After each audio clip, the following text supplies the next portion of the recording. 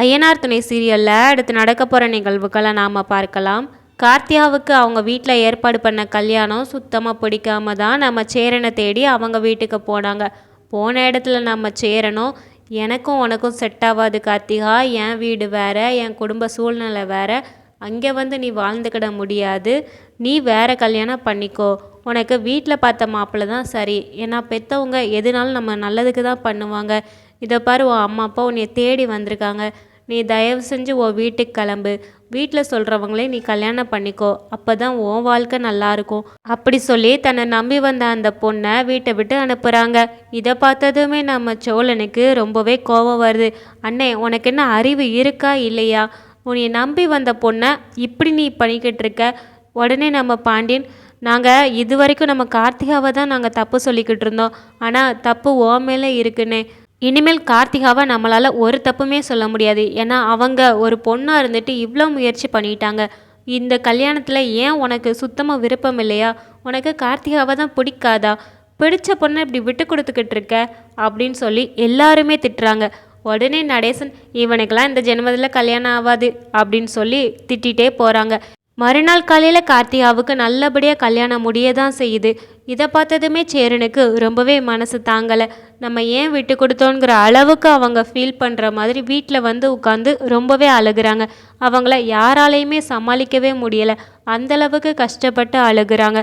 உடனே நீலா சொல்கிறாங்க, அண்ணே நீங்கள் கஷ்டப்பட்டது வரைக்கும் போதும், அவ்வளோதான், முடிஞ்சிடுச்சு, இனிமேல் அவங்கள பற்றி நினைக்கிறதுக்கு உங்ககிட்ட எதுவுமே கிடையாது, ஏன்னா அவங்களுக்குன்னு ஒரு லைஃப் வந்துடுச்சு, இனிமேல் நீங்கள் உங்கள் லைஃப் பாருங்கள், அது போதும் அப்படின்னு சொல்லி தேத்துறாங்க. அதை கொஞ்சம் கொஞ்சமாக நம்ம சேரனும் புரிஞ்சுக்கிடுதாங்க. ஆனால் உடனே மறக்கணும்னா அதுக்கு வாய்ப்பே இல்லை தானே. இங்கே கார்த்திகாவுக்குமே கல்யாணத்தை முடிச்சுட்டு வந்ததுலேருந்தே அவங்களுக்கு சுத்தமாகவே மனசு சரியே இல்லை. ஏன்னா அவங்களுக்கு இஷ்டமே இல்லாத இந்த கல்யாணம் நடந்திருக்குது.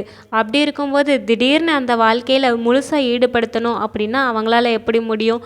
அதனால் கொஞ்சம் டிஸ்டன்ஸ் விட்டு தான் மெயின்டைன் பண்ணுறாங்க. அதே மாதிரி யார்கிட்டையுமே அவங்களால பேசி சிரிக்க முடியலை. அவங்க அம்மாவுக்காக அப்பாவுக்காக மட்டுமே பொய்யா பேசி சிரிக்கிறாங்க. அதை பார்க்கும்போதே ரொம்பவே கஷ்டமாக இருக்குது. அப்புறம் வீட்டில் ஒவ்வொருத்தரும் ஒவ்வொரு வேலையை பார்க்க ஆரம்பிக்கும் போது நம்ம சேரனுமே கொஞ்சம் கொஞ்சம் தேறி வர்றாங்க.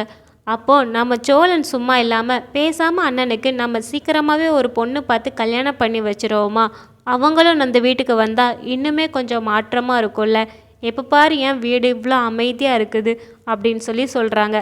அதுக்கு நம்ம நிலாவும், இப்போ தான் கார்த்திகா கல்யாணம் நடந்திருக்குது, அதுலேருந்தே இன்னும் அண்ணன் வெளியில் வரல, இதில் இன்னொரு கல்யாணமாக வேண்டாம், அண்ணே கொஞ்சம் பொறுமையாக போட்டோம் அப்படின்னு சொல்லி நிலா சொல்கிறாங்க. இதை கேட்டதுமே சோழன், நீங்கள் சொல்கிறது கரெக்டு தான், ஆனால் இப்படியே எத்தனை நாள் தான் இருக்க முடியும்? அண்ணனை பாருங்க, மூஞ்சி தொங்க போட்டுட்டே போகிறாங்க வராங்க, ஒரு சிரிப்பே இல்லை அண்ணே முகத்தில், அதை பார்க்கணுன்னு எங்களுக்கும் ஆசை இருக்காதா? யாராவது ஒருத்தங்க வந்து எங்கள் அண்ணனை கல்யாணம் பண்ணிக்கிட மாட்டாங்களா? அவங்க வாழ்க்கையும் நல்லா இருக்காதா? இப்படி தானே நாங்களும் யோசிப்போம் அப்படின்னு சோழன் சொல்கிறாங்க.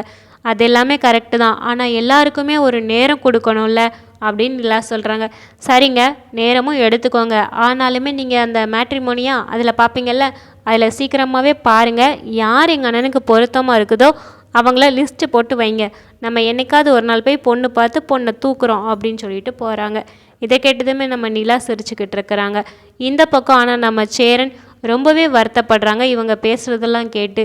நான் அவங்களுக்கு முழுசாகவே இன்னும் கார்த்திகாவை விட்டு வெளியில் வரல, அப்படி இருக்கும்போது இன்னொரு பொண்ணு பார்க்குறதா அப்படின்னு சொல்லி ரொம்பவே கஷ்டப்படுறாங்க.